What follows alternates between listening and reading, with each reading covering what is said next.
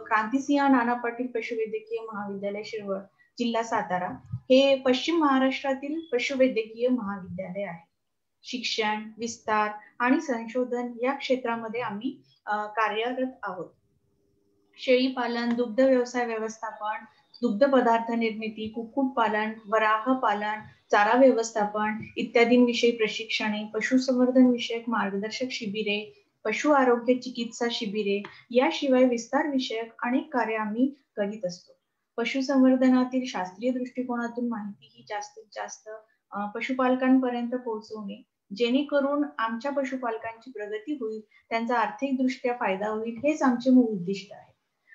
आता पशुपालकांना पशुपालन म्हणजे नुसतेच जनावरे सांभाळणे नव्हे, तर पशुपालन व्यवसाय म्हणून जेव्हा आपण स्वीकारतो तेव्हा या पशुपालनातील शास्त्रीय माहिती ही प्रत्येक पशुपालकास असायलाच पाहिजे. आपण जेव्हा पशुपालन करतो तेव्हा आपल्या पारंपरिक ज्ञानाला शास्त्रीय दृष्टिकोनाची जोड ही आपण द्यायलाच हवी. आपल्या देशातील पशुपालन व्यवसायाचा विचार केला तर आपण खूप पूर्वीपासून मोठ्या संख्येने जनावरे पाळत आहोत, परंतु त्यांच्यापासून मिळणारे सरासरी उत्पादन मात्र फार कमी आहे. हे चित्र बदलून जर पशुपालनाच्या व्यवसायात म्हणा आपल्याला यशस्वी होण्यासाठी, अधिकाधिक उत्पादन मिळवण्यासाठी आपल्याला आपल्या पारंपरिक पशु व्यवस्थापनातील दोष समजून घ्यावे लागतील आणि त्याला शास्त्रीय दृष्टिकोनाची जोड द्यायलाच पाहिजे. पशुसंवर्धनात शास्त्रोक्त पद्धतीचा अवलंब करणे, पशूंचा आहार व्यवस्थापन, आरोग्य व्यवस्थापन, प्रजनन व्यवस्थापन या बाबींबद्दल आपण जर लक्ष दिले तर नक्कीच आर्थिकदृष्ट्या आपला फायदा होईल. आता पशुपालन व्यवसायांमध्ये आपल्याला बऱ्याच अडचणींना सामोरे जावे लागते. जनावरांचे आरोग्य हा पशुपालनातील एक महत्वाचा भाग आहे. म्हणूनच आज आपण जनावरांचे आरोग्य व्यवस्थापन याविषयी माहिती घेणार आहोत. यासाठी आज आपल्यासोबत आहेत डॉक्टर संतोष स्वामी सर. हे चिकित्सालय निबंधक, शैक्षणिक चिकित्सा संकुल क्रांतिसिंह नाना पाटील पशुवैद्यकीय महाविद्यालय शिरवळ, जिल्हा सातारा येथे कार्यरत आहेत. सर पशुचिकित्सा शास्त्राचे तज्ञ आहेत. नमस्कार सर, आणि आजच्या वेबिनार मध्ये आपले स्वागत आहे. आता मी सरांना विनंती करते की सर त्यांनी मार्गदर्शन करावे. Sir please. धन्यवाद मॅडम.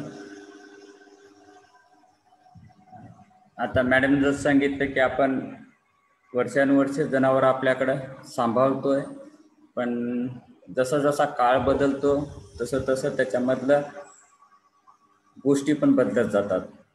आता मी माझी ओळख करून दिली मॅडम ना. माझं नाव डॉक्टर संतोष स्वामी. गेले 12 वर्ष झाले मी क्रांतिसिंह नाना पाटील पशुवैद्यकीय महाविद्यालयामध्ये चिकित्सालय निबंधक म्हणून काम करतो. आणि माझं महत्त्वाचं काम म्हणजे जेवढे आजारी जनावर येतात त्यांना पहिलं बघण्याचं काम माझं आहे.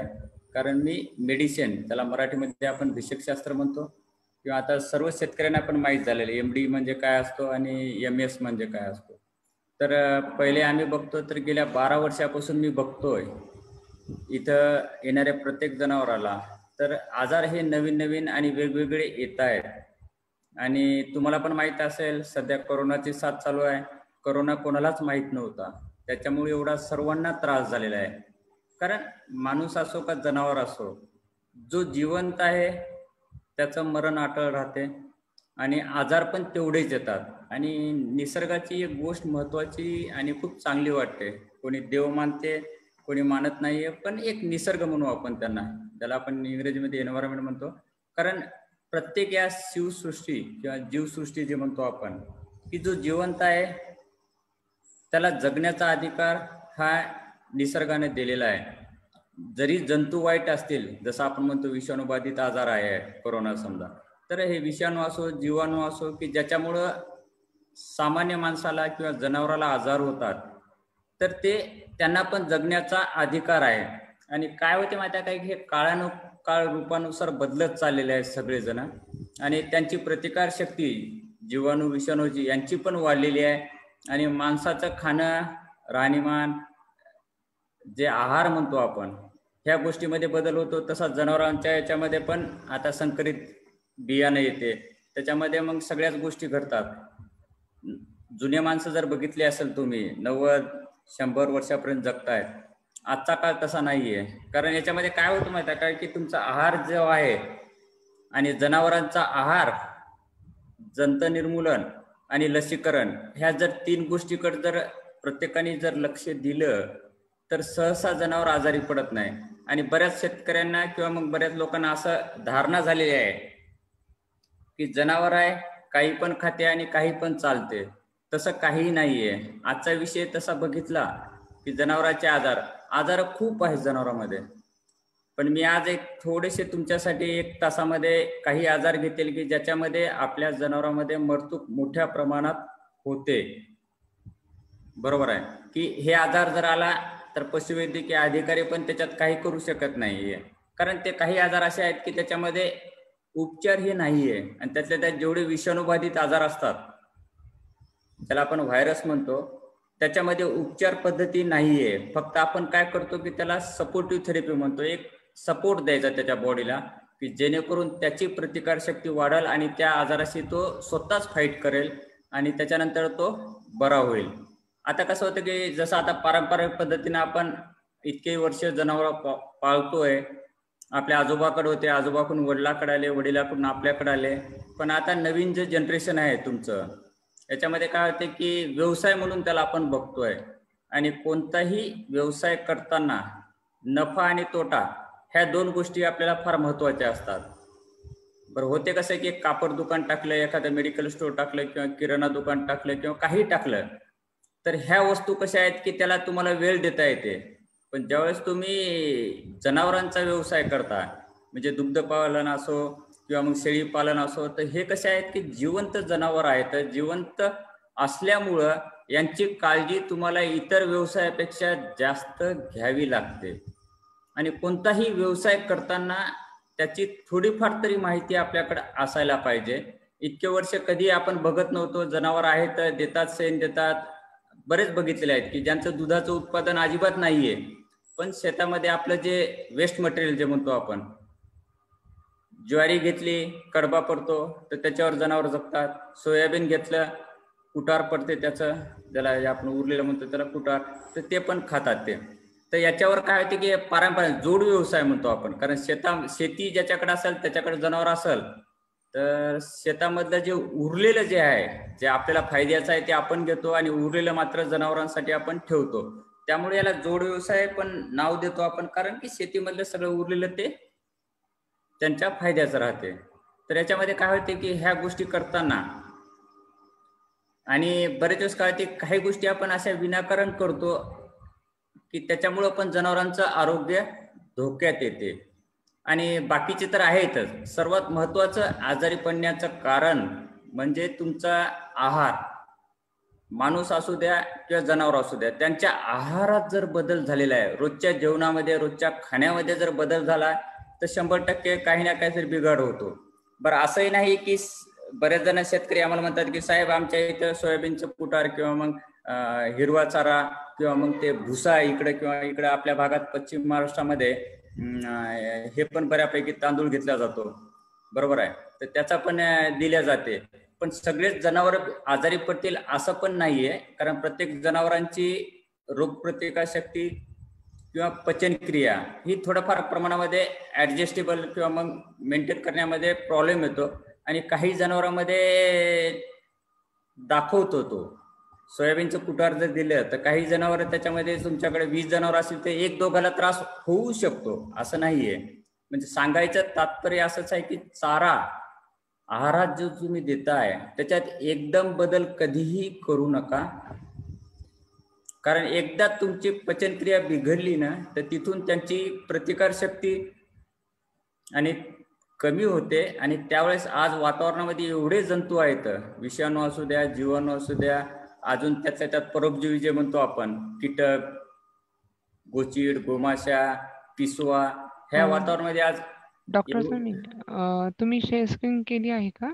नाही करतो की मॅडम, मी जस्ट इंट्रोडक्टरी. सॉरी, मला वाटलं विसरलं. नाही इंट्रोडक्टरी देतोय.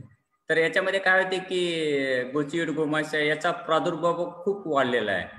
बरं, पुस्तकानुसार सांगायला गेलं किंवा सायन्स सांगायला गेलं, आम्ही आता आम्हाला तज्ज्ञ म्हणतात, पण आम्हालाही माहित आहे की मी सांगायला गेलं तर तेवढं शक्य मी पण घरी करू शकत नाहीये. बरोबर आहे की जनावराला खरारा करा, जनावराचा असं करा, त्याचा शेण मलमूत्र त्याला वेगळं वेगळं करा, गोठा व्यवस्थित ठेवा, ह्या गोष्टी सांगायला खूप सोप्या वाटतात, पण जो करतोय त्याला ते खूप अवघड होते. त्याच्यामुळे काय होते की हे सगळे जंतू वाढत चालले, त्याच्यामुळं हवामानातला बदल पण एक कारणीभूत आहे की त्याच्यामुळे काय होते की जनावर आजारी पडण्याचे वाढत आहेत. आणि नवीन नवीन आजार जे म्हणतो आपण, हे नवीन नवीन आजार म्हणजे काही नाही, हे पहिलेच आजार होते, त्याच्यामध्ये थोडंफार रूप रंग चेंज झालेला आहे त्या जंतूचा आणि त्याच्यामुळे हे येतात. तर याच्यात काय होते माहिती का, एकदा प्रतिकार शक्ती कमी होण्याचं कारण मी सांगत असताना सांगितलं की आहारात बदल झाला की त्यांचं पोट बिघडलं की तिथून मग सगळ्या गोष्टी सुरू होतात. आणि त्याच्यामुळे प्रतिकार शक्ती एकदा कमी झाली की वातावरणातला कोणताही आजार हा जनावर घेऊ शकतो. बरं, याच्यात काय होते की साधे आजार असतील तर ते लगेच कमी होतात, पण काही आजार असे आहेत ज्याच्यावर संशोधन झालेलं आहे. तर ह्या आजारावर, काही आजारावर लसीकरण पण आहे ज्याच्यामध्ये जनावरांची मृत्यू जास्त होते. तर आतापर्यंत सगळ्या संशोधकांनी ज्या आजारामुळे जनावर दगावते अशा आजारावर लसीकरण काढण्याचा प्रयत्न केलेला आहे आणि अशा आजारावर लस पण उपलब्ध आहे. पण बऱ्याच शेतकऱ्यांना काय होते की माहिती नसते, त्याच्यामुळं त्याच्यामध्ये थोडीशी अडचण निर्माण होते किंवा माहीत नसल्यामुळे देत नाही आपण. बरोबर आहे, माहीत असतं तर आपण आपलं दिली असती. तर याच्यामध्ये काय होते की काही आजार असे आहेत की ज्याच्यामुळं जनावरांमध्ये मोठ्या प्रमाणात मृत्यू किंवा मृत्युमुखी पडण्याचं प्रमाण जास्त आहे. असे काही आजार आपण आजच्या याच्यामध्ये चर्चासत्रामध्ये घेऊया आणि त्याच्यावर आपण चर्चा करूया. तर काय होते की महत्वाचा एक आजार जो आहे फर्या नावाचा, मॅडम स्क्रीन शेअर झाली ना? हो सर, झाली. ओके. तर आता जीवाणूजन्य, विषाणूजन्य, परोपजीवी हे सगळे जे आहेत ना, हे आजार करण्यासाठी कारणीभूत राहत आहेत.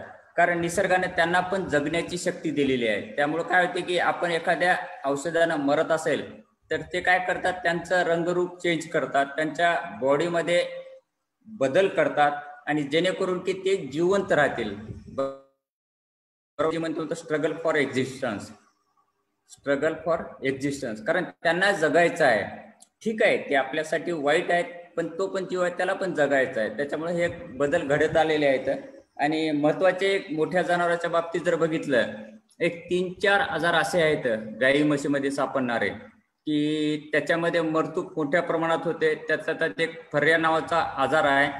हा गाई म्हशी आणि इतर सगळ्यामध्ये हा आजार सापडतो आणि या आजाराचं कारण म्हणजे हा जीवाणूजन्य आजार आहे. बरं, याच्यामध्ये काय होते की प्रामुख्यानं हा आजार जो आहे, हा आजार आपल्याकडे गोरे असतील, इकडे काय करतात की खोंड म्हणता तुम्ही, बरोबर आहे. तर या खोंडामध्ये हा मोठ्या प्रमाणात सापडतो की जे वयात येणारे आहेत याच्यामध्ये सापडतो, पण मोठ्या प्रमाणात त्यांच्यामध्ये सापडतो आणि त्याच्यामध्ये मृत्यू मोठ्या प्रमाणात होते. पण हा आजार बघितला तर गाई म्हशीमध्ये सर्वांना सापडतो, पण त्यातल्या त्यात खोंडामध्ये जास्त प्रमाणात सापडतो. या आजाराचं लक्षण आता बरेच शेतकऱ्यांना माहीत पण आहे की याच्यामध्ये काय होते की जनावर लंगडते आणि पायाला सूज येते, ताप येतो आणि याच्यामध्ये काय होते की 12 ते 24 तासांमध्ये जनावर दगावते. बरोबर आहे. हा आजार तुमच्या गोठ्यात जर आला आणि तर 12 ते 24 तासामध्ये दगावतात, पण जे मोठे आहेत जनावर त्यांच्यामध्ये थोडेफार लक्षणं सापडतात आणि ते आपल्याला उपचार करण्यासाठी वेळ देतात. त्याच्यामध्ये सूज येते आणि त्या सूजेला जर तुम्ही दाबलं, हात लावून दाबलं तर करकर असा आवाज येतो. करकर म्हणजे कसं होते की एखाद्या बेडशीट खाली जर आपण पॉलिथिनची बॅग टाकलेली असेल आणि वरून दाबलं तर जो आवाज येतो त्या टाईपचा एक करकर असा आवाज येतो. आणि तो आवाज याच्यामुळे येतो की तिथं हवा राहते आणि तो दाबला की असा चरचर किंवा करकर जो म्हणतो आपण तसा आवाज येतो. आणि बरेच शेतकरी हा आजार ओळखतायत, त्याच्यामुळे ते आमच्या दवाखान्यात जेव्हा येतात तेव्हा साहेब याला फर्या झाला म्हणतात. पण जे यंग जनावर आहेत, तरुण जनावर जे आहेत त्याच्यामध्ये जर आला तर ते दगावण्याचे चान्सेस त्याच्यामध्ये प्रमाण जास्त आहे आणि ह्या आजारावर लसीकरण उपलब्ध आहे. तर ह्या आजाराचं लसीकरण सरकारी दवाखान्यात जे आपल्या जवळचा दवाखाना असतो तिथं उपलब्ध राहते. तर आपले जनावर असतील तर आपल्या जनावरांना लसीकरण हे पावसाळ्यापूर्वी करून घ्यायला पाहिजे. मी एक तुम्हाला स्लाइड पण दाखवतो कधी कोणतं लसीकरण करायचं आहे. पण हा आजार सुरुवातीला पावसाळ्याच्या अगोदर जर केलं तर लसीबद्दल सांगायचं याच्यामध्ये एक महत्वाचं म्हणजे की बरेच वेळेस काय होते माहित आहे का, की गावामध्ये आजार येतो आणि त्यावेळेस आपल्याला त्याची काळजी वाटते आपल्या जनावरांची. जनावर गावातले दगावतात आणि आपण त्यावेळेस काय करतो की डॉक्टरांच्या मागं लागतो की आमच्या जनावरांचं लसीकरण करून घ्या. आता उदाहरण फर्याचं चालू आहे, तर फर्या गावात जर आलेला आहे आणि काही लोकांचे जनावर जर दगावले असतील तर आपण काळजीत पडतो आणि लसीकरणासाठी डॉक्टरांच्या मागे लागतो. तर शेतकरी बांधवांना एक लक्षात ठेवा की लस दिल्या दिल्या जनावरांना रोग प्रतिकार शक्ती येत नाहीये. लसीची प्रतिकार शक्ती आज जर तुम्ही लस दिली तर 14 ते 21 दिवस त्या लसीची प्रतिकार शक्ती त्या जनावरात तयार व्हायला लागतात. बरोबर आहे. म्हणजे आज लस दिली तर उद्या तुमच्या जनावराला आजार होऊ शकतो, परवा होऊ शकतो. म्हणजे 14 ते 21 दिवस लस दिल्यानंतर तो रोग होऊ नये याची प्रतिकार शक्ती तयार व्हायला लागतात. आणि बरेच दिवस आपण काय करतो की जसं लाळ खुरकत असेल, फर्या असेल, याचा गावामध्ये प्रादुर्भाव झाला, गावात सुरुवात झाली की आपण लसीकरणाच्या मागे लागतो. त्यामुळे आम्ही नेहमी सांगतो की लस ही आजार होण्याच्या कमीत कमी 15 दिवस ते 21 दिवस अगोदर द्यायला पाहिजे, की जेणेकरून त्या जनावरांमध्ये रोग प्रतिकार शक्ती वाढेल आणि येणारा जंतूला तो कंट्रोल करेल, की जेणेकरून त्याला तो आजार होणार नाहीये. बरं, बरेच वेळेस काय होते की लसीमध्ये पण थोडाफार हे होते, काही लोकांची आमच्याकडे तक्रार असते की साहेब आम्ही तर लस दिली होती तरी पण कसा काय आजार आमच्या जनावरांना झाला. याच्यामध्ये काय होते की प्रत्येक जनावरांची रोगप्रतिकार शक्ती, त्याचं हेल्थ, शरीराचं आरोग्य, ह्या गोष्टी सगळ्या मिक्स होतात त्याच्यात. बरोबर आहे. पण आपण काळजी करायची नाही. जर लस दिलेली असेल, लस दिल्यानंतर जर 15 ते 21 दिवसानंतर जर तोच आजार झाला तरी त्याच्यामधून जनावर रिकवर होण्याचे चान्सेस खूप मोठ्या प्रमाणात असतात. पण प्रत्येक जनावरांची शरीराची वेगवेगळी ठेवण, सगळ्याचं वेगवेगळं प्रतिकार शक्ती, याच्यामध्ये थोडाफार बदल झाल्यामुळे एखाद्या जनावरांमध्ये लस दिली तरी तो आजार सापडतो, होऊ शकतो त्याला, कारण जंतूचा पण बदल होतो आणि त्याच्यामध्ये जरी झाला तर तेवढा तीव्र स्वरूपाचा किंवा त्याच्या जीवावर बेतणारा असा आजार नसतो तो, आणि उपचारानं तो कमी होण्याचे चान्सेस खूप मोठ्या प्रमाणात असतात. बरं, बरंच काय होते की जसं आपण माणूस आजारी पडलं की आपण त्याच्या सगळ्या तपासण्या करतो. तुम्ही जर एखाद्या दवाखान्यात गेले तर रक्ताच्या त्यानं 4-5 तपासण्या करते, बाकीच्या गोष्टी ज्या आहेत लघवी वगैरे सगळ्या तपासण्या करतो.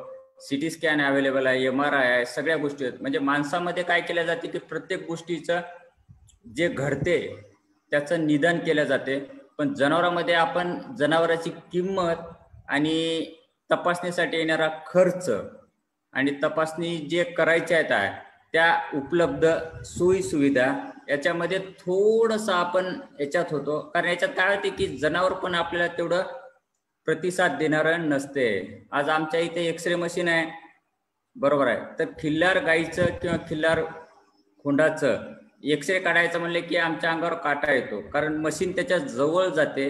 जनावर कधी सिंग मारल त्या मशीनला आणि कधी काय करल हा पण प्रॉब्लेम येतो, कारण आम्हाला मशीन पण ती सांभाळायची आहे आणि जनावरांचा एक्सरे पण काढायचा आहे. बरेच दिवस काय होते की जनावर एक्सरे काढण्यासाठी चांगलं जनावर आहे पण त्रास असल्यामुळे पाय लंगडते, कुठं फ्रॅक्चर आहे काय हे जर बघायचं असेल तर एक्सरे काढावाच लागतो त्यासाठी, कारण हाताने पाल्पेट करून किंवा हाताने तपासून तेवढं नाही लक्षात येत. तर अशा वेळेस काही जनावरांमध्ये आम्हाला एक्सरे काढावा लागतो. मग त्याच्यासाठी जनावर पाडायचं, आणि तुम्हाला माहित आहे की खिल्लार जनावर आपल्या भागातलं सहजासहजी पडत नाहीये आणि एक्सरे रूम मध्ये मग त्याच्यामुळे प्रॉब्लेम येतो. तर अशा काही गोष्टी असतात जनावरांच्या आणि माणसामधला हा फरक आहे, आणि त्याच्यामुळे थोडासा पशुवैद्यकीय डॉक्टरांना त्रास होतो. आणि जे फील्डमध्ये काम करतात, तुमच्या घरी येऊन काम करतात, त्यांच्याकडे तेवढ्या सुविधा नसतात, कारण रक्त तपासावं लागते, एक्सरेची सुविधा नसते. त्याच्यामुळे थोडाफार हा बदल माणसामध्ये आणि जनावरांमध्ये दिसून येतो. तर फर्या जातीचा जो आजार आहे त्याच्यावर लसीकरण असते आणि लसीकरण सर्वांना करून घ्या. बरं, फर्याचं सरसकट आपण लसीकरण करत नाहीये, कारण काही भागामध्ये एक पॉकेट म्हणतो आपण, हा एरियाच आहे बाबा, साताऱ्यामधला खंडाळ्यामध्ये सापडतो आजार हा, तर तेवढ्यासाठी तेवढ्या एरियामध्ये आपण हे लसीकरण करतो. आणि जर आपल्या भागात नसल आणि तुम्ही दिलं तरीही चालते, कारण जनावरांच्या आरोग्यावर दुसरा कोणताही वाईट परिणाम ह्या लसीनं होणार नाहीये.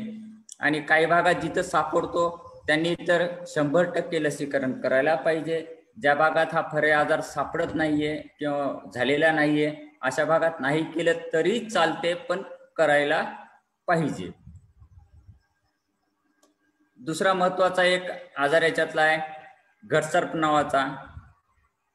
जसं मी पहिला आजार सांगितला, फरे हा खोंडामध्ये जे मेल असतात त्याच्यामध्ये होतो. हा घटसर्प हा आजार सगळ्या जनावरात होतो, पण त्यातल्या त्यात हा आजार वघार जे म्हणतो आपण, म्हशीचं वासरू, त्याच्यामध्ये मोठ्या प्रमाणात सापडतो आणि हा म्हैसवर्गीयमध्ये मोठ्या प्रमाणात सापडतो. याचा अर्थ असा नाही की गायीमध्ये आणि इतर जनावरात सापडत नाहीये, सगळ्यात सापडतो. पण त्यातल्या त्यात जर म्हशीमध्ये आलेला असेल आणि त्यातल्या त्यात त्यांचं वय जर 1 ते 2 वर्षाच्या खालचा असेल किंवा 1 ते 2 वर्षामध्ये असेल किंवा 2 वर्षाच्या 2.5 वर्षाच्या खालचा असेल तर त्याच्यामध्ये हा मोठ्या तीव्र स्वरूपात सापडतो. आणि अशा जनावरांना मृत्युमुखी पडण्याचं प्रमाण पण जास्त असते. बरेच वेळेस कळते की आपण संध्याकाळच्या दुधाच्या धारा काढतो गोठ्यामध्ये जाऊन आणि परत सकाळी येतो, त्यावेळेस आपल्या जनावरांच्या गोठ्यामध्ये जनावर मेलेलं दिसून येते. तर याच्यामध्ये काय होतं, हा आजार जर झाला तर 12 तासाच्या आत जनावर दगावू शकते. नॉर्मली आपण सांगतो की 12 ते 72 तासामध्ये जनावरांचा मृत्यू होऊ शकतो. बऱ्याच्यात काय होते की आपण काय करतो माहिती आहे का, बरेच वेळेस आपल्याकडे जनावर जर असतील तर आपण की नाही इतर भागात काय चाललं, गावात काय चाललं, बऱ्याच शेतकऱ्यांचे जनावर हे शेतामध्ये असतात आणि त्यांचं काम आहे सर्वांचं आपल्याचं, कारण आपल्याकडे जनावर आहेत तर कुठं काय झालं. बरेच वेळेस काय होते का आमच्याकडं ज्यावेळेस आम्ही तपासणी करतो जनावरांची तर त्याची एक हिस्ट्री घेतो. हिस्ट्री म्हणजे काय झालं होतं, तुमच्या गावात काय आलं होतं का, असं तसं. तर बरेच शेतकरी सांगतात हो आमच्या गावामध्ये 2 म्हशी मेलेल्या आहेत आणि ही माझी आजारी पडली, मला भीती वाटली, त्याच्यामुळे साहेब मी दवाखान्यामध्ये घेऊन आलो. मग त्यांना ज्यावेळेस मी विचारतो की त्या म्हशी ज्या 2 गावामध्ये तडकाफडकी मेल्या, तडकाफडकी मरणं म्हणजे महत्वाचं कारण म्हणजे असे काही जे जीवाणूजन्य किंवा विषाणूजन्य आजार आहेत, किंवा दुसरं म्हणजे साप चावून किंवा ऍक्सिडेंटल डेथ. ऍक्सिडेंट वगैरे झाला तर त्याच्यात तडकाफडकी मरते, किंवा साप वगैरे चावला याच्यामध्ये जनावर दगावू शकते. नाही तर मग हे जीवाणूजन्य आणि विषाणूजन्य आजार आहेत जे मी सांगतोय तुम्हाला, त्याच्यामध्ये मरतात. तर प्रत्येक शेतकऱ्याने ज्यावेळेस असं कोणाची म्हैस मेली तर त्याच्याकडे जाऊन त्याच्याशी चर्चा करून लक्षणं कोणते होते, काय होतं, जर लक्षणं नाही दाखवले तर तिथं उपलब्ध असणाऱ्या पशुवैद्यकीय अधिकाऱ्याशी संपर्क साधायला पाहिजे की साहेब ह्या व्यक्तीच्या 2 म्हशी मेलेल्या आहेत आणि तडकाफडकी मेलेल्या आहेत, तर माझ्याकडे पण म्हशी आहेत, तर मी काय काळजी घेऊ. बरोबर आहे. मग त्या डॉक्टरांचा सल्ला घेणं हे गरजेचं आहे. पण आपण काय करतो, बरेच वेळेस काही शेतकऱ्यांचं दुर्लक्ष करतो. आपले जनावर चांगले आहेत, आपले जनावर व्यवस्थित आहेत, त्यामुळे आपण कशामुळे मेले याचा कधीच विचार करत नाहीये. बरेच वेळेस काय ते समजा आता घटसर्पाने 1-2 गावातल्या जर म्हशी मेल्यात तर घटसर्प हा असा आजार आहे की हवेतून पसरतो इकडून तिकडून. बरोबर आहे.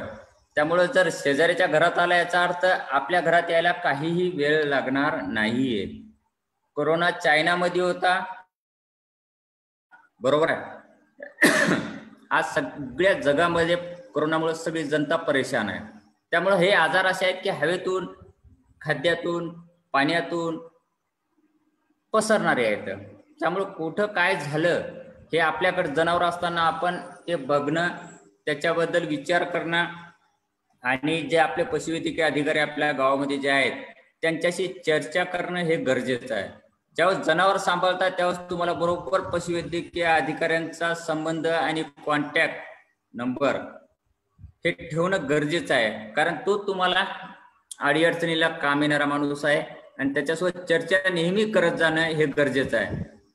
आणि त्याच्यामुळं आपण आपलं जनावर, आपलं पशुधन आपण व्यवस्थित ठेवू शकतो. त्यांचा सल्ला वारंवार घेणं, कोणत्याही अडीअडचणीला छोटी अडचण असली तरी प्रत्येक पशुवैद्यकीय अधिकारी हा मदत करणाराच आहे आणि त्याच्यानुसार आपण करू शकतो. तर या गटसर्पामध्ये काय होते की माहिती आहे की बऱ्याच शेतकऱ्यांना हा आजार माहिती आहे. याच्यामध्ये श्वास घ्यायला त्रास होतो आणि गळ्याला सूज येते. बरं, ही सूज आणि श्वास घ्यायचा त्रास हा एकदम 5-6 तासामध्ये एकदमच वाढतो आणि जनावर श्वास घेता येत नसल्यामुळं आणि श्वास घेताना पण आवाज असा घरघर आवाज येतो. त्याच्यामुळे ते घटसर्प म्हणतात. घट म्हणजे गळा म्हणतो आपण, सर्प म्हणजे असा आवळून टाकल्यासारखा, सापानं जसं बांधलं तर त्या टाईपमध्ये लक्षणं दाखवते. श्वास घ्यायला भयंकर त्रास होतो आणि गळ्यामधून घरघर असा आवाज येतो. बरं, याच्यामध्ये काय होते की काही जनावर हे लक्षणं दाखवण्याच्या आधी दगावतात आणि जे जनावर जिवंत राहतात त्यांच्यामध्ये हे लक्षणं सापडून येतात आपल्याला आणि त्या जनावराला आपण जर उपचार योग्य वेळी केला तर, बरोबर आहे, योग्य वेळी जर उपचार केला तर जनावरांचं वाचण्याचं प्रमाण पण चांगल्या प्रकारे आहे आणि आपण जनावर आपलं वाचू शकतो. आणि ह्या आजारावर पण लसीकरण आहे. हा आजार जीवाणूजन्य आहे, याच्यावर पण लस उपलब्ध आहे. जसं पहिला मी आजार सांगितलं होता फर्या आणि हा दुसरा घटसर्प आजार, तर सरकारी दवाखान्यामध्ये तुमच्या गावाजवळच्या ह्या दोन्ही आजाराची एकत्र लस उपलब्ध आहे. त्यामुळे एक जर लस ती दिली तर तुम्ही दोन्ही आजार याच्यामध्ये कंट्रोल करू शकता. हे 2 आजार तुमच्याकडे येणार नाहीयेत, तुमच्या गोठ्यामध्ये येणार नाहीयेत.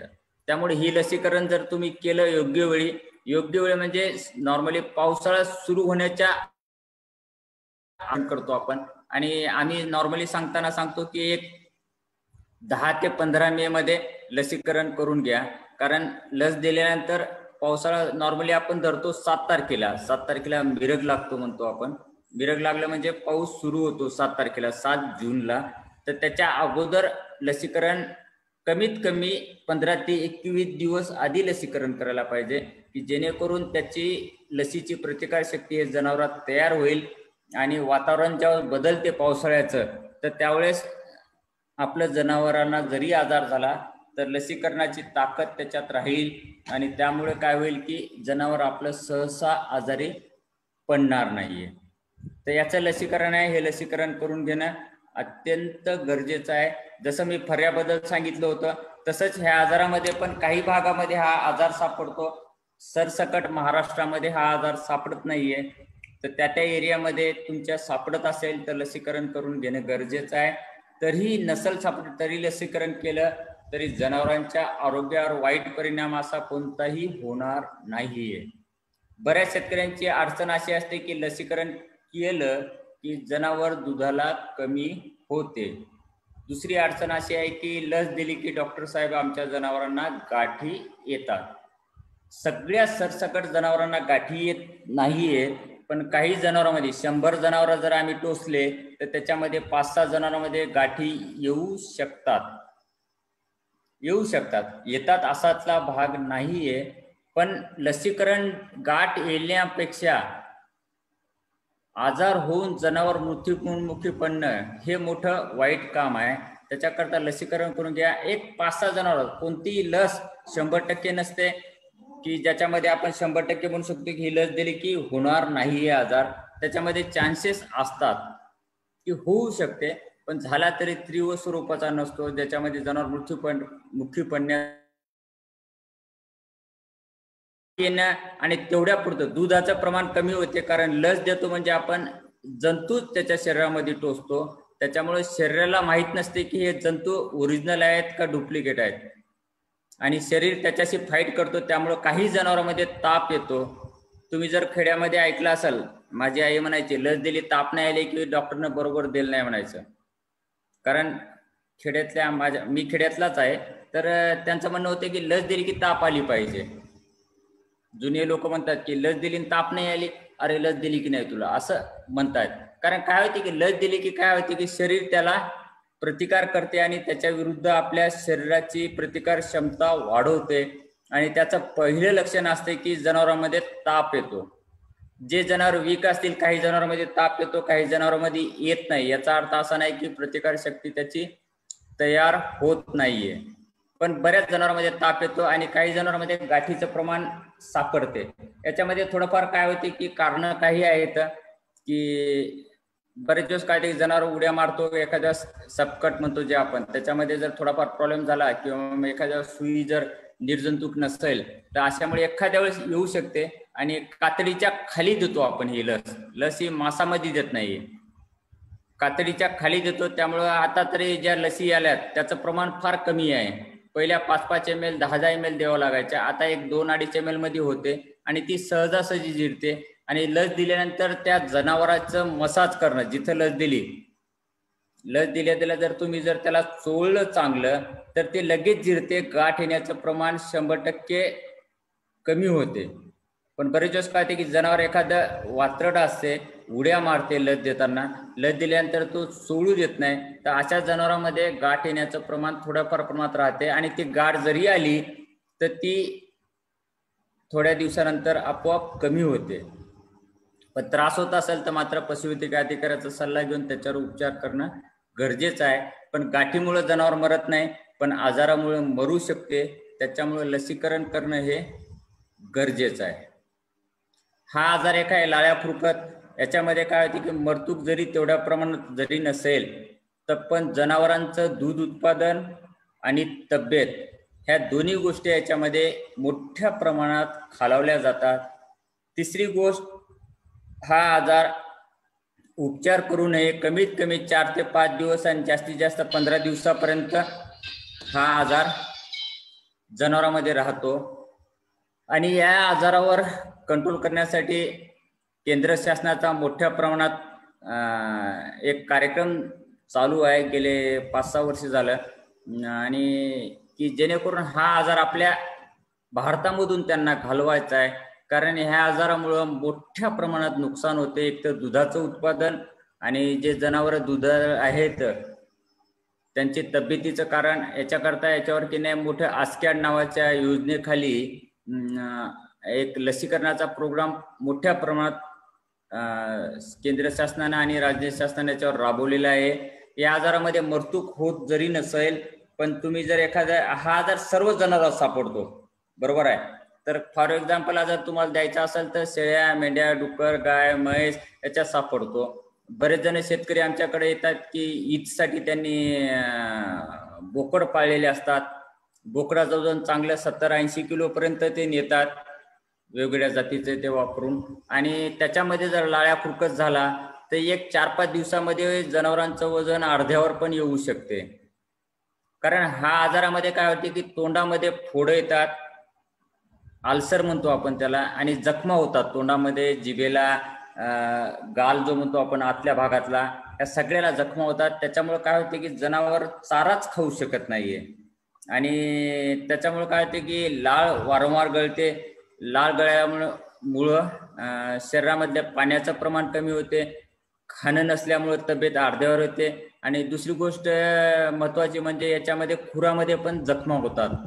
2 खूर जे असतात त्याचा वरचा जो मासल भाग असतो तिथं जखमा होतात. आणि जर त्या जखमेची काळजी जर आपण व्यवस्थित घेतली नाहीये तर त्याच्यामध्ये आळ्या पडून तो खूर बाद होऊ शकते आणि जनावर कायमचं लंगडं होऊ शकते. बरं, होते काय की आपल्याकडे रेसचे काही जनावर सांभाळणारे आहेत किंवा गोरे आहेत किंवा बैल जे आहेत आपण जे शेतकामासाठी वापरतो. आणि असं जनावर जर या आजारामुळे जर अपंग झालं किंवा लंगडं झालं किंवा अधू झालं तर त्याला आपण पुन्हा कामाला वापरू शकत नाही. त्यामुळे आपले महत्वाचं आणि किमती जनावर या फक्त एका आजारामुळं कायमचं अपंग किंवा अधू होऊ शकते. दुसरी गोष्ट महत्वाची की तोंडामध्ये सगळ्या फोडं येत असल्यामुळे चारा खाणं त्याला शक्य नाहीये. चारा खाताना त्याला लागलं की तो तोंडात घेतो आणि खाली टाकून देतो. दुसरी गोष्ट, हा आजार उपचार जरी जनावर दगावत नसेल तर याच्यावर उपचार करण्यासाठी बराच पैसा खर्च होतो. जनावर खात नसल्यामुळे त्याला सलाईन लावून त्याला टॉनिकचे इंजेक्शन द्या, परत त्याच्यावर अँटीबायोटिक द्या, तर याच्यामध्ये मोठ्या प्रमाणामध्ये खर्च होतो. पायाच्या जखमा साफ करणं, हे करणं, त्याच्यासाठी जनावर पाळणं, या सगळ्या गोष्टीचा आणि मानसिक त्रास हा या आजारामध्ये खूप होतो. जसं मी सांगितलं, केंद्र शासनाची लस उपलब्ध करून दिलेली आहे. प्रत्येक पशुवैद्यकीय दवाखान्यामध्ये सगळ्या लसी उपलब्ध असतात. फक्त शेतकऱ्यांना माहिती नसल्यामुळे थोडाफार याच्यामध्ये गोंधळ होऊ शकतो. तर ह्या लसी देऊन घेणं गरजेचं आहे. आणि आता ही जी लस आहे लाळ्या खुरकतची, याच्यामध्ये 2 प्रकारच्या लसी सापडतात. एक लस जर दिली आपण तर त्याची प्रतिकार शक्ती आपल्या जनावरांमध्ये कमीत कमी 6 महिने राहते. आणि दुसरी एक लस आहे त्याची प्रतिकार शक्ती ही एकदा जर लस दिली तर 1 वर्षापर्यंत राहते. त्यामुळे आपण जी लस देते डॉक्टर त्यांना विचारून घेणं गरजेचं आहे की साहेब ही 6 महिने प्रतिकार शक्तीवाली आहे का 1 वर्षाची. जर 6 महिन्याची असेल तर परत आपल्याला 6 महिने म्हणजे हिवाळ्याच्या अगोदर एकदा परत लसीकरण करावं लागणार आहे. तर त्या प्रकारे तुम्ही करू शकता. वर्षाची असेल तर दरवर्षी ती लस देणं गरजेचं आहे. आणि हे मोठ्या प्रमाणात कार्यक्रम केंद्र शासनात चालू आहे.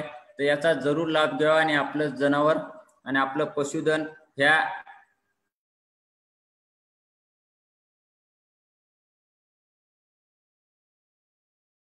आजार आहेत की ज्याच्यामध्ये आपण हे करतो की लसीकरण उपलब्ध आहे आणि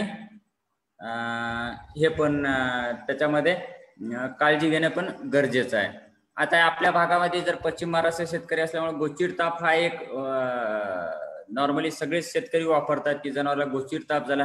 गोचिड ताप म्हणजे काय की जो ताप येतो जनावरांमध्ये आणि तो गोचिड चावल्यामुळे येतो. बरं, याच्यामध्ये 2-3 प्रकारचे आजार आहेत जसं मी लिहिलेलं आहे ते बबेसिया, थॅलेरिया आणि आपला. याच्यात काय होते की गोचिड चावण्यामुळे हे आजार होतो. आणि बऱ्याच शेतकऱ्यांचं म्हणणं असते की साहेब आमच्या गोठ्यामध्ये गोचिड अजिबात नाहीये तरी पण जनावरांना गोचिड ताप कसा झाला. जसं आपल्याला माहित आहे मलेरिया आजार डास चावल्यामुळे होतो. पण आपल्या दिवसातून बरेच वेळ डास चावतात याचा अर्थ आपल्याला मलेरिया आजार हा होत नाहीये. होतो काय की जो डास आहे चावणारा किंवा जो गोचिड आहे चावणारा त्याच्यामध्ये जर हे रोगाचे जंतू असतील आणि तोच जर चावला असेल, नाहीतर अंगावर 100 गोचिड आहेत आणि त्या एका गोचिडामध्ये जर हा आजाराचा जंतू नाहीये तर तुमच्या जनावराला गोचिड ताप होणार नाहीये. पण एकच गोचिड आहे आणि त्याच्यामध्ये हा जंतू होता की ज्याच्यामुळे हा आजार होतो तर तुमच्या जनावराला हा आजार होऊ शकतो. आणि याच्यामध्ये काय होते की हा कॉमनली म्हणजे रुटीनली म्हणतो आपण म्हणतो की प्रत्येक जनावरांमध्ये हा आजार आपल्या भागामध्ये पश्चिम महाराष्ट्रामध्ये तरी जेवढे संकरित जनावर आहेत पहिले देशी जनावरांमध्ये सापडत नव्हता. म्हैसवर्गीय जेवढे जनावर त्याच्यात सुरुवातीला सापडत नव्हता. पण आता आपले गावरान जनावर आहेत, खिल्लार असतील किंवा इतर जाती असतील त्याच्यामध्ये पण सापडायला लागलो. हा आजार खरं तर सांगायचं म्हणजे जे संकरित जनावर आहेत त्यांच्या माध्यमातून आपल्या जनावरांमध्ये आला आणि त्यांच्यामुळे आपल्या जनावरांना हा होतोय. पण असू द्या, काही हरकत नाहीये. पण हा आजाराचं लक्षण म्हणजे याच्यामध्ये जनावरांचं रक्ताचं प्रमाण कमी होते. कारण हे जंतू काय करतात की रक्तातल्या पेशी मारण्याचं काम करतायत आणि त्याच्यामुळे काय होते की जनावरांच्या रक्ताच्या पेशी कमी होतात आणि त्यामुळे जो ॲनिमिया जो म्हणतो आपण हा मोठ्या प्रमाणात होतो. त्याच्या एकदा जर ॲनिमिया झाला, जसं आता या फोटोमध्ये दाखवलं आहे की रक्ताचे हे जे डोळे आहेत हा पांढरं पडतात आणि त्याच्यामुळे काय होते की जनावरांना श्वास घ्यायला त्रास होतो. आणि दुसरी गोष्ट म्हणजे प्रतिकारशक्ती हळूहळू कमी होते. आणि महत्वाचं याचं लक्षण म्हणजे ताप येतो जनावरांना. सगळ्यात जास्त ताप असेल, डॉक्टर म्हणतात की खूप ताप आहे, याचा अर्थ बऱ्याच वेळेस आपल्या भागामध्ये गोचिड तापच तो असतो. आणि दुसरे काही आजार आहेत की ज्याच्यामध्ये पण मोठ्या प्रमाणात ताप येतो. जसं ऊन लागला असेल जनावराला त्याच्यात पण ताप सापडतो आणि इतर जीवाणूजन्य विषाणूजन्य आजार आहेत पण त्याच्यामध्ये पण ताप सापडतो. त्याच्यामध्ये ताप सापडतो आणि काही आजार जो आहे जसं बबेसिया म्हणतो त्याच्यामध्ये लघवीमध्ये रक्त येतो आणि एकदा ताप जास्त आली, रक्तातल्या पेशी कमी झाल्या की बरोबर शरीरातले जे दुसरे अवयव असतात आपले, ज्याला आपण लिव्हर म्हणतो, यकृत वगैरे, तर याच्यामध्ये कावीळ, त्याला आपण जॉन्डिस म्हणतो किंवा इकडल्या भागामध्ये कामिनी म्हणतात, तर ते होण्याचे चान्सेस असतात. आणि तसे जर आजार जर पुढे वाढले तर मात्र जनावरचं आरोग्य धोक्यात येते आणि तिथून जनावर वाचण्याचे चान्सेस खूप कमी होते. त्यामुळे जर ताप असेल आणि तो गोचिड ताप असेल, हे जे 3 आजार आहेत त्याच्या थ्रू झालेला असेल, त्याच्यामुळं झालेला असेल, तर योग्य वेळी उपचार करून त्याच्यावर आपण जर योग्य वेळी उपचार केला तर जनावर वाचण्याचे चान्सेस खूप मोठ्या प्रमाणात आहेत आणि जनावर वाचतायत. पण निदान चुकीचं झालं किंवा उपचार करण्यास वेळ गेला तर अशा वेळेस काय होते की जनावरांची मृत्यूचं प्रमाण वाढते. कारण प्रत्येक जनावराचं शरीर किंवा आपलं शरीर हे सारखंच आहे. एकदा आजार आला आणि एखादा अवयव जर खराब जर झाला आपल्या शरीरामधला तर ऑटोमॅटिकली बाकीचे अवयव खराब होण्याचं सुरुवात होते. पण निसर्गाने म्हणा किंवा देवाने म्हणा जनावरांमध्ये मोठ्या प्रमाणात ताकद दिलेली आहे. त्यामुळे सहसा छोट्या छोट्या आजाराला जनावर आजारी पडत नाहीये. पण ज्या आजारांना आजारी पडते ते मोठेच आजार असतात आणि त्याच्यासाठी जे लसीकरण आहेत ते लसीकरण करून घेणं गरजेचं आहे की जेणेकरून आपलं पशुधन आणि आपलं वाढतो. आता एक गोचिड गोमांसासाठी बरेच शेतकरी परेशान होतात की साहेब काय करायला पाहिजे काय नाही आणि आमच्या जनावरांना हे कंट्रोल कसं करावं. तर गोचिड गोमांसासाठी कंट्रोल करणं खूप अवघड आहे. त्याच्याबद्दल पुढच्या एका स्लाइडमध्ये मी लिहिलेलं आहे, त्याच्याबद्दल आपण नंतर चर्चा करू. नीलजिवा हा एक शेळ्यामधला आजार आहे. याच्यामध्ये मेंढ्यामध्ये मोठ्या प्रमाणात सापडतो, शेळी आणि मेंढ्यामधला. पण मेंढ्यामध्ये मोठ्या प्रमाणात सापडतो. याच्यामध्ये फुफ्फुस दाह होतो, म्हणजे श्वास घ्यायला त्रास लागतो आणि संडास पण लागते. ज्या गाभण शेळ्या असतील मेंढ्या असतील त्यांच्यामध्ये गर्भपाताचं प्रमाण पण सापडते. याच्यामध्ये पण ताप मोठ्या प्रमाणात येतो, जनावर लाळ घालतात आणि नाकामधून रक्तस्राव होतो. याच्यावर पण लसीकरण उपलब्ध आहे. हे लसीकरण आपण आपलं योग्य वेळी म्हणजे पावसाळ्याच्या अगोदरच म्हणजे मे आणि एप्रिल आणि मे महिना हा लसीकरणासाठी ठेवायला पाहिजे, त्या वेळेस करून घ्यायला पाहिजे. याची पण ताकद 6 महिनेपर्यंत राहते एकदा लस दिली तर. आणि आता नवीन नवीन लसी मार्केटमध्ये आलेल्या आहेत. काही लसीची ताकद 1-1 वर्षापर्यंत राहते. तर आपण लस देताना फक्त तेवढं काळजी घ्या की प्रत्येक लसीची ताकद किती दिवसाची आहे, किती महिने राहते, त्याच्यानुसार आपलं लसीकरण करून घ्यायचं. हा PPR एक आजार आलेला आहे शेळ्या मेंढ्यामध्ये. हे आजार जसा आपण लाळखुरी बघितली त्या टाईपचा आहे, पण हा पहिला एक रिंडरपेस्ट नावाचा आजार होता, त्या टाईपचा आजार हा आहे. याच्यामध्ये जनावरांमध्ये मृत्यू पण होते आणि जनावर चारा खाऊ शकत नाही, कारण पूर्ण तोंड बऱ्यापैकी सडून जाते याच्यामध्ये. त्याच्यामुळे जनावरांना चाराच खाता येत नाही. जिभेवर याच्यावर त्याच्यावर जखमा होतात. आणि जर तुम्ही शेळीच्या किंवा मेंढीच्या जवळ जर गेले तर घाणेरडा वास येतो त्याच्या तोंडातून, कारण त्या जखमा सडलेल्या असतात. आणि हा आजार प्रामुख्याने पावसाळ्याच्या पूर्वी, म्हणजे सांगायचं तात्पर्य की पावसाळ्याच्या पूर्वी सगळ्यात मोठे आजार जे आहेत हे पावसाळ्याच्या सुरुवातीला येतात. त्यामुळे पावसाळ्याच्या किंवा मग हिवाळ्याच्या, बरोबर आहे. पण एकदा तुम्ही जर पावसाळ्यात लस दिली पावसाळ्यापूर्वी तर हे आजार कमी होतात. याची लस पण सरकारी दवाखान्यामध्ये उपलब्ध असते आणि आहे. तर हे जनावरांचे लसीकरण आपण करून घ्यायचं, कारण ह्या जनावरांमध्ये मृत्यूही होते आणि जनावरांच्या आजारी पडल्यानंतर लवकर मरत नाही. त्याच्यामुळे त्याच्यावर औषध उपचाराचा पण खर्च होतो, बरोबर आहे. म्हणजे औषधाचा खर्च आणि जनावरांची मृत्यू ह्या दोन्ही गोष्टीमुळे शेतकऱ्यांचं आर्थिक संतुलन बिघडून जाते त्याच्यामध्ये. आणि या लसीवर, याची लस एकदा जर तुम्ही दिली तर ह्या लसीचं 3 वर्षापर्यंत ताकद राहते. त्यामुळे तुम्ही जर 3 वर्षातून एकदा जर ही लस दिली तुमच्या शेळ्या मेंढ्यांना, कारण हा आजार शेळ्या मेंढ्यामध्येच सापडतो, इतर जनावरांमध्ये सापडत नाहीये. त्यामुळे ज्यांच्याकडे शेळ्या मेंढ्या असतील त्यांनी हा आजाराचे लसीकरण करून घ्यायला पाहिजे. आणि याची ताकद 3 वर्षापर्यंत राहते. त्यामुळे तुम्ही की नाही 3 वर्षातून एकदा जर लस दिली तर तुमचं शेळ्या मेंढ्या ह्या आजारापासून मृत्युमुखी पडणार नाहीये. तर ही लसीकरण पावसाळ्याच्या अगोदर एकदा दिलं तर 3 वर्षानंतर परत एकदा द्यायची. दर 3 वर्षांना याचं लसीकरण करून घेणं गरजेचं आहे. त्याच्यामुळे आपण आपलं पशुधन वाचवू शकतो. आंत्रविषारी एक आजार आहे ज्याच्यामध्ये शेळ्या हा मृत्युमुखी पडण्याचं प्रमाण मोठ्या प्रमाणात सापडतो आणि हा शेळ्या आणि मेंढ्यामधला आजार आहे. याच्यामध्ये जनावर 24 तासात दगावू शकते आणि काही जनावर वाचतायत. त्याच्यामध्ये मग आपण उपचार करण्याचा आपल्याला वेळ मिळतो आणि योग्य वेळी उपचार जर झाला तर जनावर वाचण्याचे प्रमाण पण चांगल्या प्रकारे आहेत. तर याची लस पण उपलब्ध आहे. याच्यामध्ये काय होतं की 2 सिस्टीम जे म्हणतो आपण त्या खराब होतात. एक म्हणजे श्वासोश्वास घेण्याचा आणि एक म्हणजे पचनक्रिया. जे आपण तर या दोन्ही आजार असल्यामुळे काय होते की श्वास घ्यायला त्रास होतो आणि जनावरांना संडास पातळ लागते किंवा त्याला आपण हळवण म्हणतो. तर संडास पातळ जनावर करतात आणि याच्यावर पण लस उपलब्ध आहे. आणि हा पण आजार हा आंत्रविषार म्हणजे नावच तसं आहे की आंत्र म्हणजे आतमधला, विषार म्हणजे विष. तर याचं काय होते माहिती आहे का प्रामुख्याने की जनावरांमध्ये शेळ्या मेंढ्याचा आजार आहे. तर याच्यामध्ये काय होते, शेळ्या मेंढ्यामध्ये हे जंतू पहिले शरीरामध्ये असतात आणि जसं आपण बघितलंय पावसाळा जर झाला की हा आजार डोकं वर काढतो.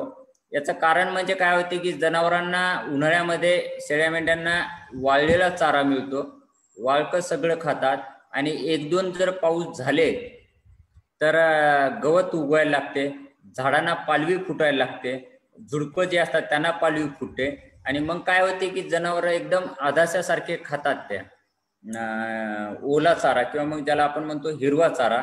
आणि इतके दिवस वाळलेल्या चाऱ्यावर असल्यामुळे त्यांची एकदमच हिरवा मिळाला की त्यांना मोठ्या प्रमाणात खातात आणि याच्यात काय होते की जनावरांचं पोट गच्च होते आणि त्यावेळेस जर हे जंतू शरीरामध्ये असल्यामुळे काय होते की हे जंतू त्यावेळेस त्याची पोट गच्च झाले की रवण बिघडते आणि तब्येत बिघडते. तर त्यावेळेस काय होते की हे जंतू उचल खातात शरीरामधले आणि हा आजार होण्याचं प्रमाण सापडते. तर ह्या आजारावर पण लसीकरण आहे आणि ते लसीकरण जर तुम्ही योग्य वेळी जर करून घेतलं पावसाळ्याच्या अगोदर तर तुमच्या जनावर हे आजार मिळत नाही.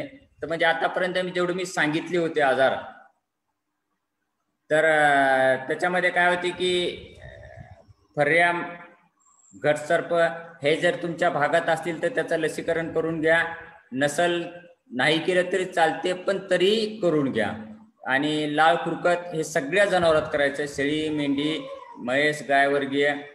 राहिलं 2 आजार PPR आणि आंत्रविषार. तर हे 2 आजारांचे लसीकरण हे तुमच्या शेळ्या मेंढ्यामध्ये कंपल्सरी करून घ्यायचं म्हणजे घ्यायचं. PPRची लस 3 वर्षातून एकदा द्यायची आणि हे जे आंत्रविषाराची लस आहे ही 6 महिन्याला एकदा द्यायची. याच्यामध्ये काय केलं, जे पावसाळ्यापूर्वी लसीकरण केलेलं असेल ना, काय होते नॉर्मली की वातावरण जर बदल होत असेल, उन्हाळ्यातून आपण पावसाळ्यात जात असेल तर आपल्याला की नाही त्रास होतो, माणसांना पण त्रास होतो आणि जनावरांना पण त्रास होतो. कारण वातावरण बदललं की प्रतिकार शक्ती ही माणसाची असो किंवा जनावरांची असो ही खालावते, त्याच्यामध्ये चेंजेस होतात आणि त्यावेळेस जर एखादा आजार जर आला तर तो लगेच माणूस असो का जनावर असो पिकअप करतो आणि तिथून मग जनावर आजारी किंवा माणूस आजारी पडण्याचं प्रमाण वाढते. आता लसीबद्दल जर तेवढं काही सांगायची गरज नाही, कारण आपल्याकडे प्रत्येक शासनाची लस उपलब्ध असते आणि शासनाचं व्यवस्थित शासनाच्या मार्गदर्शनाखाली सगळेजण व्यवस्थित काम करतायत.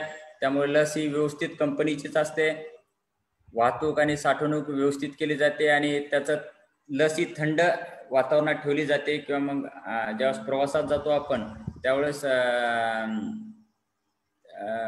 थंड या वातावरणात ठेवून घेऊन जातो आपण त्याला. त्यामुळे शासनाचं लसीकरण असल्यामुळे त्याच्यात काही हे नाहीये. आणि बरेच दिवस काय की गाभण जनावर असलं तर लसीकरण करायचं किंवा नाहीये, तर त्यावेळेस त्या तज्ज्ञ डॉक्टर जे आपल्याकडे लसीकरण येतात त्यांच्याशी चर्चा करून घ्यायला पाहिजे.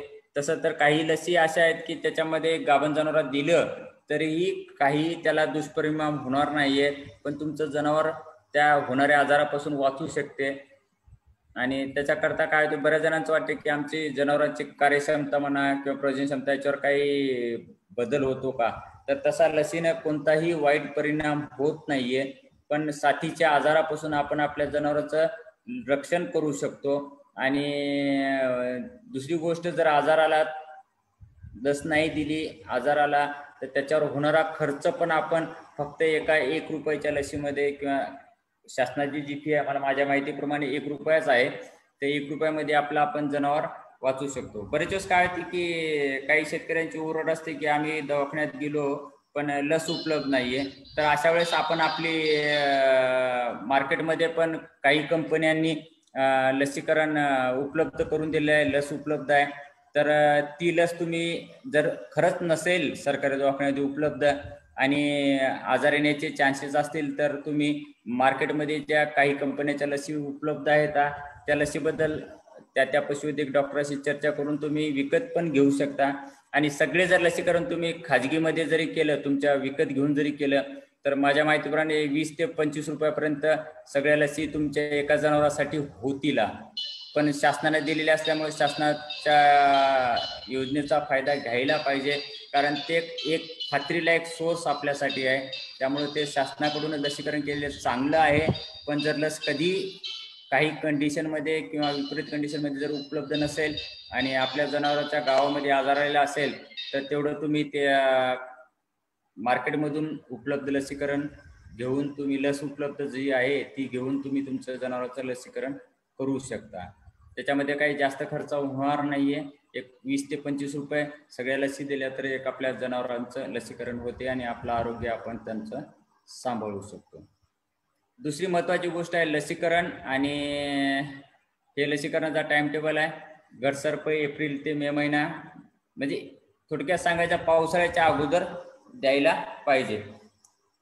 फर्या लस पण एप्रिल ते मे महिन्यामध्ये. आणि एक लक्षात ठेवा, 2 ज्यावेळेस लसी देतो आपण तर 2 लसीचं प्रमाणामध्ये कमीत कमी 15 दिवसाचा फरक असायला पाहिजे.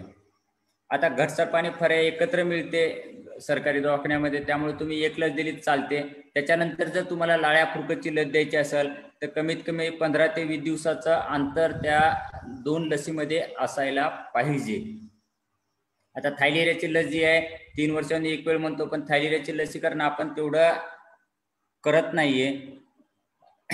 घटसर्प आहे, आंतरविषाण आहे, लाळ्या खुरकत आणि पीपीआरचे जर सांगितले 3 वर्षातून एकदा. आणि सगळ्या लसी या पावसाळ्याच्या अगोदर किंवा हिवाळ्याच्या सुरुवातीला देतो आपण. पण सगळे आजार हे मोठ्या प्रमाणात येण्याचं कारण म्हणजे पावसाळ्याच्या पूर्वी असते. तर त्यावेळेस पावसाळ्याच्या पूर्वी द्यायचं. तर त्याचा टाइम टेबल हा दिलेला आहे. आणि सरकारी दवाखान्यामध्ये जर तुम्ही गेले तर तिथे त्यांच्याकडे पण मिळतो. त्याप्रमाणे जर तुम्ही तुमच्या जनावरांचं लसीकरण केलं तर तुमच्या जनावरांना मोठे आजार होणार नाही. तर आता शेवटी सांगताना एक 2-3 गोष्टी मला सांगायच्या आहेत आजच्या चर्चासत्रामध्ये, की महत्वाचं म्हणजे जनावरांचं लसीकरण योग्य वेळी करा. दुसरी गोष्ट म्हणजे जंताचं औषध. लसीकरण आणि जंताचं, आता जंत 4 प्रकारचे असतात, बरोबर आहे. तर जंताचं औषध हे प्रत्येक जंतासाठी वेगवेगळे येते. तर त्याच्यानुसार काही औषधे अशी आहेत की त्याच्यामध्ये 2 जंताचं कव्हर होते, की जर ते लस दिली औषध दिलं तर 2 प्रकारचे जंत आपल्या जनावरांना होणार नाही आहेत. जर तुम्ही जंताचा टाइम टेबल सरकारी दवाखान्यामध्ये जंताची औषधं पण उपलब्ध असतात. फक्त एकच काम करायचं, कमीत कमी आम्ही 3 महिने म्हणतो, तर वर्षातून 2दा तरी आपल्या जनावरांना, मोठ्या जनावरांना जंताचं औषध द्या. जंत निर्मूलन जर तुम्ही व्यवस्थित योग्य वेळी आणि रेग्युलर जे म्हणतो आपण वर्षातून 2दा, कमीत कमी 4दा द्यायला पाहिजे, पण कमीत कमी 2दा जरी दिलं आणि तुमच्या जनावरांना जर जे सांगितलेलं लसीकरण आहे हे लसीकरण केलं तर मोठे घातक असे आजार आपल्या जनावराला येत नाहीयेत. जंताचं औषध दिल्यामुळं जंत कमी झाले की प्रतिकार शक्ती पण जनावरांची चांगली राहते, आणि लसीकरण दिल्यामुळं त्याच्यामुळं पण प्रतिकार शक्ती आपल्या जनावरांची चांगली राहते. त्यामुळं मोठे आजार ज्याच्यामध्ये जनावरांची मरतूक होते असे आजार आपल्या जनावरांना अजिबात येत नाहीयेत. मग राहिले मग सर्दी येणं, ताप येणं किंवा पोट फुगणं, ते म्हणजे खाण्यामधून बदल, ह्या गोष्टी ज्या आहेत ह्या गोष्टी तुमच्या जनावराला, माणसाला जसे होतात तेवढ्या पुरतं होतात. आणि त्याला 2 दिवस ट्रीटमेंट केली, 3 दिवस ट्रीटमेंट केली की तुमचं जनावर त्याच्यातून व्यवस्थित होते आणि जनावरांची मरतूक होत नाहीये. तर ह्या लसीकरण आणि जनावरांचं जंत निर्मूलन, त्याला आपण डिवर्मिंग म्हणतो, ह्या जर 2 गोष्टी केल्या तर मोठे असे आजार तुमच्या जनावरांमध्ये येणार नाहीयेत. महत्वाची गोष्ट म्हणजे जनावरांमध्ये चारा बदल एकदम कधीच करू नका. जो चारा चालू आहे तो चालू राहू द्या, आणि नवीन चारा जर तुम्हाला द्यायचा असेल तर थोडा प्रमाणामध्ये ते चालू करा, आणि हळूहळू 15 दिवसानंतर जुना चारा बंद करा आणि नवीन चारा जो चालू आहे त्याच्यावर तुम्ही ठेवा. कारण जनावरांचं महत्वाचा आजार पडण्याचं कारण म्हणजे तुमचा चाऱ्यामध्ये बदल जो करता तुम्ही एकदम. काही जनावरांना वेल्यानंतरच सुरू करतो आपण गहू आणि आंबवण वगैरे, तर याच्यामुळे काय होते की त्यांचं जे त्यांना सवय जे नाहीये असं खाद्य कधीच त्यांना देऊ नका. बरेच दिवस काय होते की आता इकडल्या भागामध्ये टोमॅटोचं उत्पादन चांगलं आहे, कांदा पण पश्चिम महाराष्ट्रामध्ये चांगल्या प्रमाणात उत्पादन घेतात, तर आणि काय होते की टोमॅटोचा तोडा तोडल्यानंतर जे खराब टोमॅटो आहेत ते तिथंच जागेवर बाजूला शेताच्या टाकल्या जातात आणि त्यामुळं काय होते की जनावरं त्याच्यावर चरायला सोडली जातात. बरोबर आहे. मग त्याच्यामध्ये जनावरं सोडल्यानंतर शेतकऱ्यांची कंप्लेंट काय असते की आमचे जनावर पहिल्यापासून टोमॅटो खातात. अरे पण त्याला किती दिवस नव्हते आणि एकदम खाल्ले तर त्याच्यामुळं पण जनावरांची तब्येत बिघडते. आणि शेळ्या मेंढ्यांमध्ये तर चारा बदल टोमॅटो असू द्या किंवा फ्लावर वगैरे हे काढतात ते त्याच्यामुळे काय होते की त्यांचे पोट बिघाड होते आणि त्याच्यात मृत्युमुखी पडण्याचं प्रमाण वाढते. त्याला आपण ऍसिडोसिस म्हणतो शेळ्या मेंढ्यामध्ये. जनावरांमध्ये पण तोच शब्द आहे. पण याच्यामध्ये काय ते मोठ्या जनावरांपेक्षा शेळ्या मेंढ्या यांना तग धरू शकत नाही. आणि बऱ्याच जणांना वाटते की आमच्या सगळ्या जनावरांनी खाल्ल्या एकच जनावर आजारी पडलं. जसं पहिल्यांदा मी सांगितले की प्रतिकारशक्ती आणि पचनक्रिया या प्रत्येक जनावरांच्या वेगळ्या असतात. सगळ्यांनी खाल्लं आणि सगळे चांगले आहेत आणि एकच जनावर बिमार पडलं याचा अर्थ होतो की ते खाण्यामधूनच गेलेलं आहे. त्यामुळं खाण्याचं जर नियोजन योग्य पद्धतीने केलं, चाऱ्यामध्ये एकदम बदल जर नाही केला, लसीकरण जर केलं वेळेवर आणि जंताचं औषध जर वेळेवर दिलं तर तुमचं जनावर सहसा आजारी पडणार नाहीये. बाकीचे जे आजार थोडेफार असतात त्या लगेच आपल्याला कव्हर होतात. धन्यवाद मॅडम. प्राची मॅडम काय अजून असेल शेतकऱ्याचे काही प्रश्न तर मग त्याच्यावर चर्चा हा करू. सर, एक क्वेश्चन आन्सर तुम्हाला ऑप्शन दिसतोय खाली, त्यामध्ये एक प्रश्न आहे तो घेऊया. हा हा ओके. हा त्यांना मी सांगितले त्यांना कोणत्याही 2 लसीमध्ये किती कालावधी असा की 2 वेगळ्या लसी सलग 8 दिवसापर्यंत काहीतरी दिल्या त्यांनी कट झालं. तर मी बोलताना सांगितलेलं आहे लसीची ताकद तयार व्हायला कमीत कमी 14 ते 21 दिवस लागतात. समजा एक लस जर आपण दिली आज तर त्याची प्रतिकारशक्ती तयार होण्यासाठी 14 ते 21 दिवस लागतात. तरी नॉर्मली आपण सांगतो काही वेळेस असे आजार असतात की त्याचं लसीकरण करणं गरजेचं असते. तर कमीत कमी 15 दिवसाचं तरी 2 लसीमध्ये अंतर ठेवायला पाहिजे. आणि त्याच्यानुसार तुम्ही जर लस दिली आणि महत्त्वाचं अजून एक सांगायचं म्हणजे की लसीकरणाच्या पूर्वी कमीत कमी 4-5 दिवस अगोदर कमीत कमी 8 दिवस म्हणतो आपण जंताचं औषध देणं गरजेचं आहे. कारण तुमच्या शरीरामध्ये जनावरांच्या जंत जर असतील जंताचा आणि हे लक्षणं जंताचे सहजासहजी दिसत नाहीयेत तर त्यामुळं जंताचं औषध देणं 8 दिवस आधी आणि त्याच्यानंतर लसीकरण करणं आणि 2 लसीमध्ये कमीत कमी 15 दिवस आणि मॅक्झिमम 21 दिवसात जर ठेवलं तर सगळ्यात चांगलंच आहे. पण काही वेळेस अशी अडचण असते की 21 दिवसाचं अंतर आपण ठेवू शकत नाही. त्यामुळे कमीत कमी 15 दिवसाचं तरी अंतर 2 लसीमध्ये ठेवावे.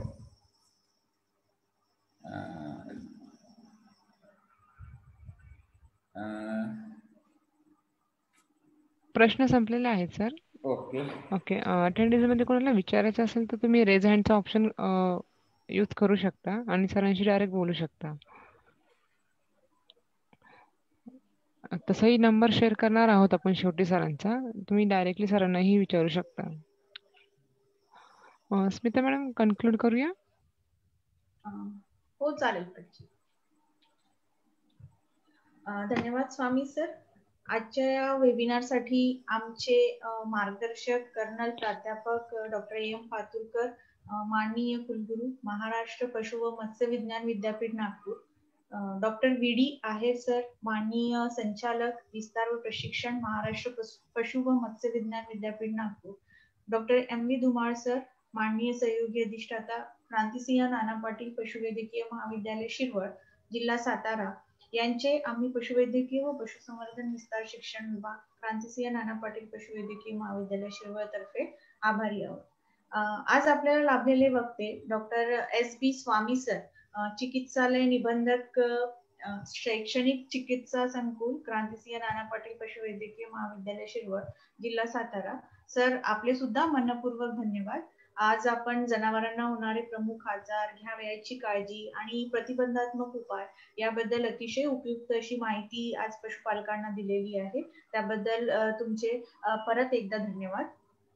पशुपालक बंधूंना निश्चितच आपल्याला याचा फायदा होईल आणि हा वेबिनार आयोजित करण्यासाठी आमचे सहकारी प्राची, दीपक सर, अतुल सर आणि किसान फोरम पुणे यांचे सुद्धा मनपूर्वक धन्यवाद. आणि निश्चितच आज या वेबिनारमध्ये ज्या पशुपालकांनी संवादामध्ये सहभाग नोंदवला आहे अशा सर्व पशुपालकांचे मी आभार मानते. धन्यवाद.